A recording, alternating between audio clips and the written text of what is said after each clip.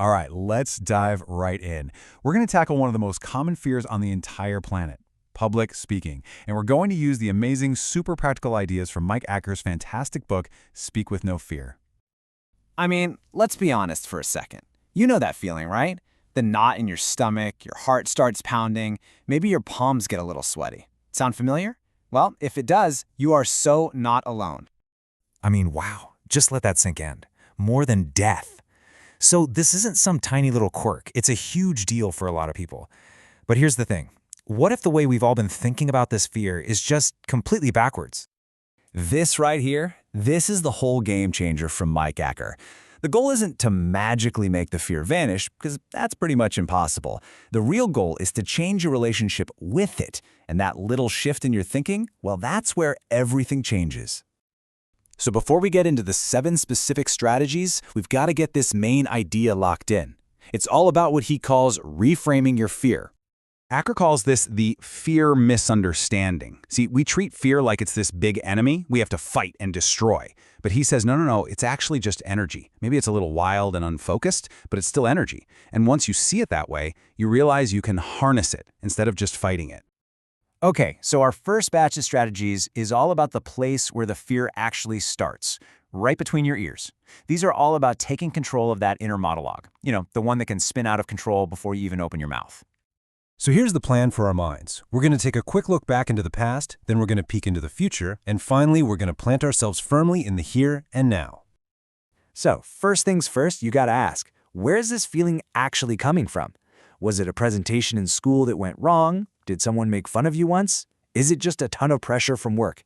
The second you can put a name to it, that giant, scary cloud of fear starts to shrink. It's kind of like turning on the light. It's the first step. Okay, this next one is going to sound a little strange, but stick with me here.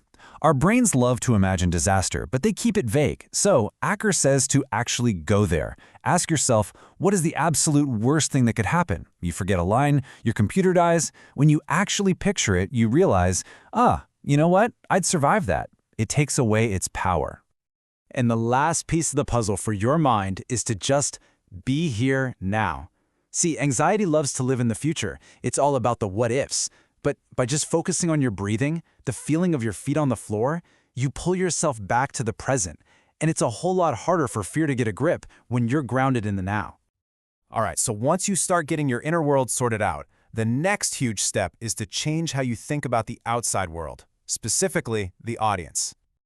One of the biggest traps we fall into is trying to be this perfect, polished speaker that we see online. We try to be somebody else, but here's the secret. Real connection comes from being authentic. People want to connect with a real human, flaws and all, not some perfect robot. The goal is just to be you.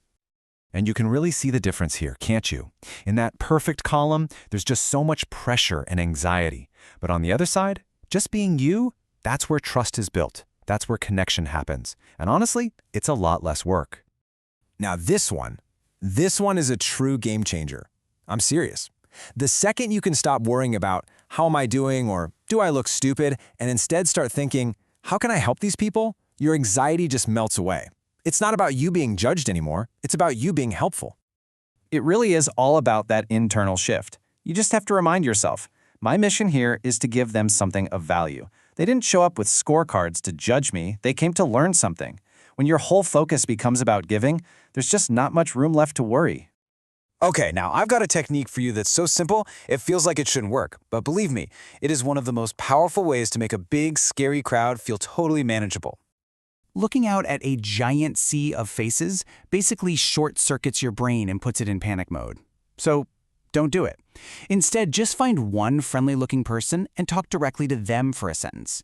Then find another person and talk to them. You're not giving a performance anymore. You're just having a series of tiny one-on-one conversations. And for our last strategy, we're going to bring it all back to that very first idea we talked about. Fear is just energy. So what do you actually do with that physical feeling? The racing heart, the adrenaline, what's the blat? Simple. You don't fight it, you use it. That adrenaline that feels like panic, you can redirect it. Let it become passion in your voice. Let it become energy in your gestures. Let it bring your whole delivery to life. It's not fear anymore, it's fuel. And you have to remember, even the absolute best speakers in the world get nervous. They haven't found some magic trick to eliminate it. They've just gotten really, really good at channeling it. They've learned how to ride that wave of energy instead of letting it crash on top of them. So, after all these strategies, what's the one big idea to walk away with? Well, it really comes down to how we think about confidence in the first place. This is so crucial. Confidence isn't something you're either born with or you're not. It's a skill. It's just like learning to play the guitar or getting better at a sport.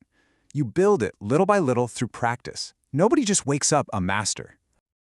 So please don't aim to be perfect by next week. Just aim for small, steady progress. The next time you have to speak, maybe just try one of these ideas. That's it. That's how you build real, solid confidence, one brick at a time. And that's what I want to leave you with, a question. Not about what you'll do someday, but what you're going to do next. What is the very first, smallest step you're going to take? Will you try to figure out where your fear comes from? Will you practice the talk to one technique in your next meeting? Whatever it is, your journey to speaking without fear begins with that one tiny step.